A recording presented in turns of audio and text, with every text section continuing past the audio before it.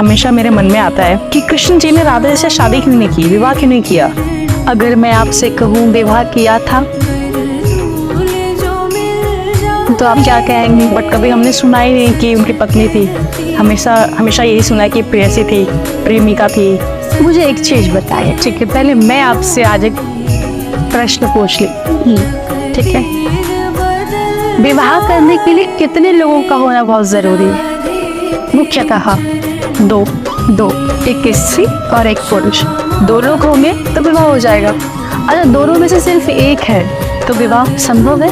नहीं हो सकता ना। इसलिए विवाह के लिए 2 व्यक्ति हमें चाहिए, उनका विवाह होना। एक बार भगवान ने कहा मुझको आपसे प्यार करना है, तो किशोरी जी चारों तरफ नजरें घुमा के देखने लगी। तो भगवान ने कहा आपने सुना नहीं, मुझको आपसे प्यार करना है। किशोरी जी बोली हाँ सुना, पर करना किससे है उसको ढूंढ रही हूँ। आपको करना किससे है? मैं उस दूसरे व्यक्ति को ढूंढ रही कि वो कहाँ है जिससे आपको ब्याह करना है। भगवान बोले मुझे आपसे ब्याह करना है। तो किशोरी जी बोली हम 2 कब से हो गए? हम दोनों तो एक हैं। हम 2 कब से हो गए जो आपको मुझसे विवाह करना पड़े? भगवान बोले स्वामी जी मैं जानता हूँ कि हम दोनों एक हैं, लेकिन मुझे इस लीला में आपसे विवाह करना है।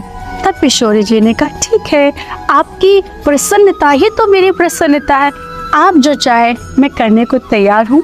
तो भगवान श्री राधा कृष्ण ने विवाह किया। वृंदावन में भांडीर वट एक जगह है जहाँ श्री राधा कृष्ण का विवाह हो, और यह विवाह स्वयं श्री ब्रह्मा जी महाराज ने आकर कराया है। और हमारे श्री किशोरी जी की सखी है, बेस्ट फ्रेंड श्री ललिता जी महाराज ने श्री किशोरी जी का गठबंधन किया है, और श्री ब्रह्मा जी महाराज उसके साक्षी हैं। और वृंदावन के भांडीर वट में ये दृश्य आज भी आपको देखने को मिलेगा कि श्री राधा कृष्ण विराजमान है और श्री ब्रह्मा जी महाराज उनका विवाह पढ़ रहे हैं।